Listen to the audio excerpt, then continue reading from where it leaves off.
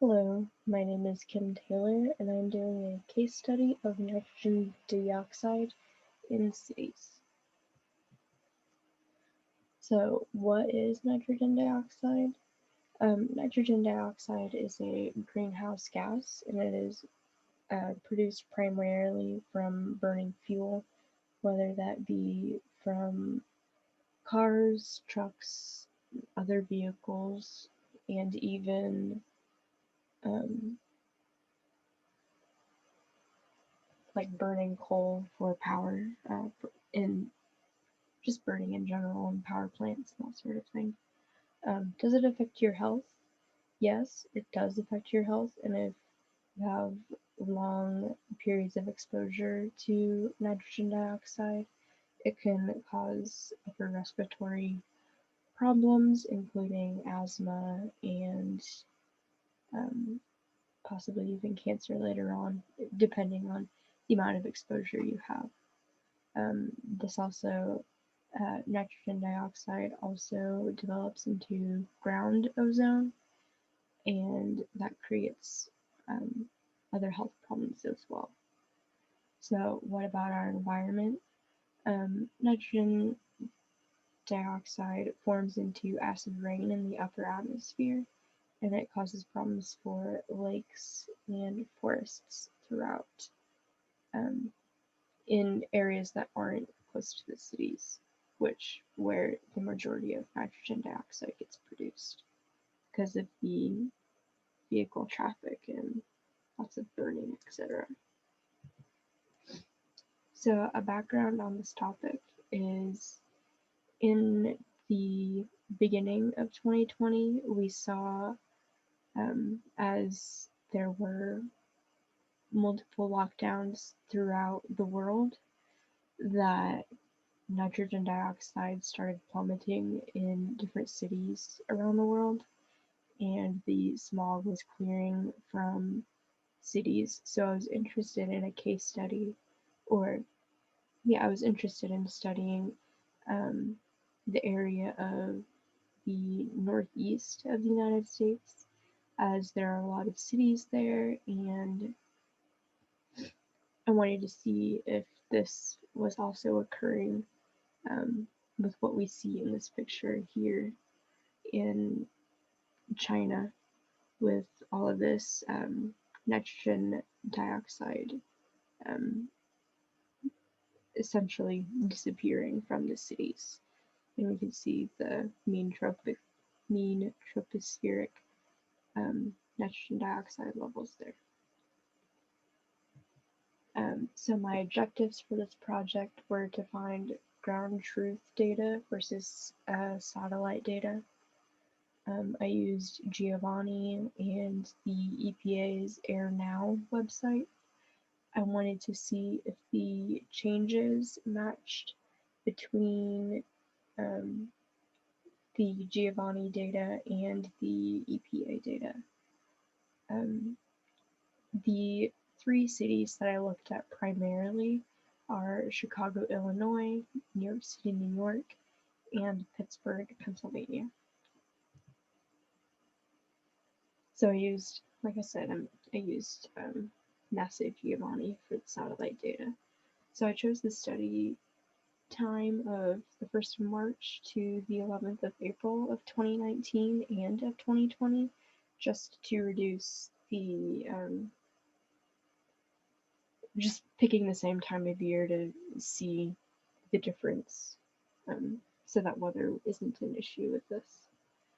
Um, so as we can see here, here is New York City and the surrounding suburban areas.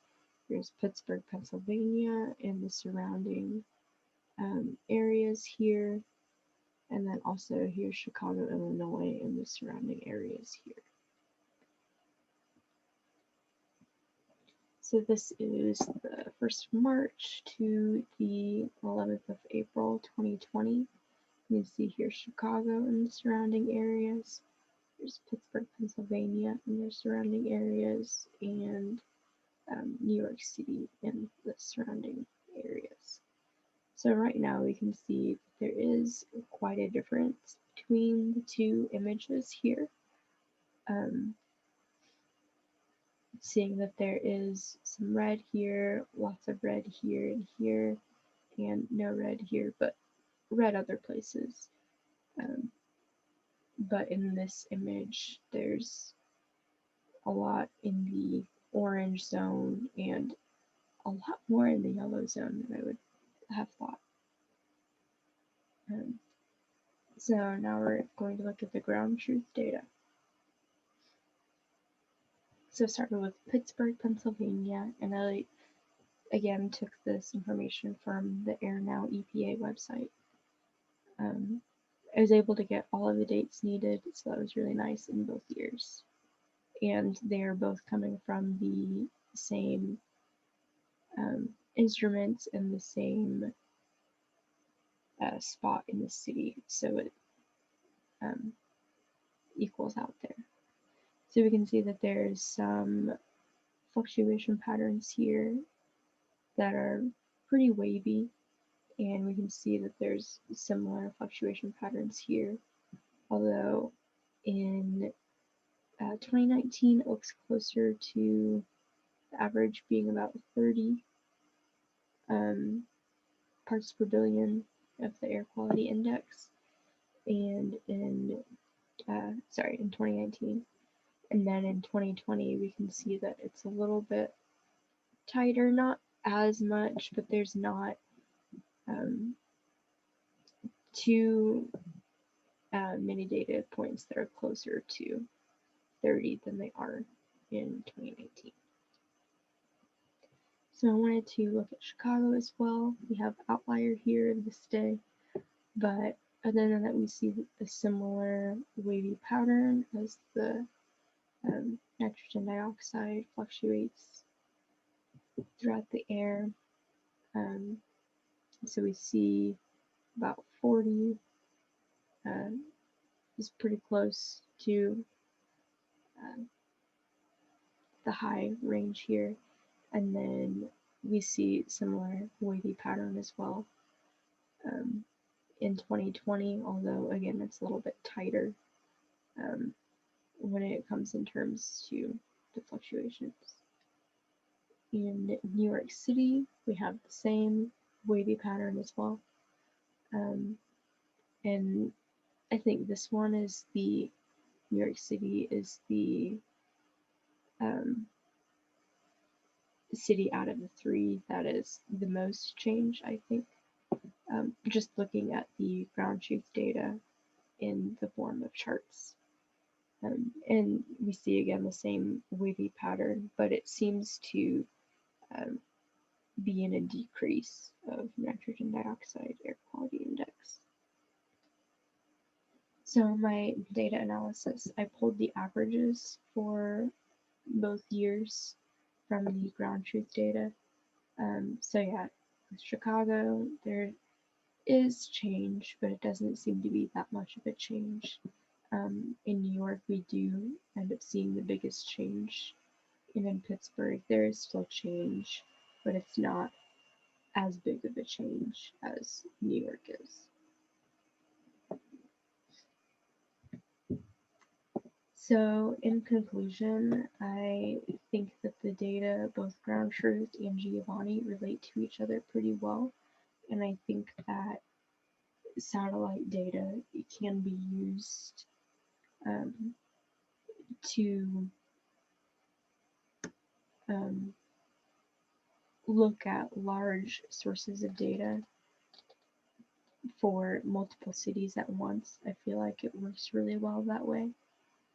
And just seeing that we can see all of these cities here, even I believe this is Toronto, Canada, and being able to see all those changes all at once, I think is a really good tool. Just knowing that both fluctuate from one year to the next and their corresponding fluctuations continue to show throughout both years. So with the fluctuations from 2019 to 2020, they seem to correspond to the data that was gathered from the satellite. So the ground truth and the satellite data seem to relate to each other a lot, and their fluctuation patterns seem to be pretty similar. Alright, and here are my citations. Used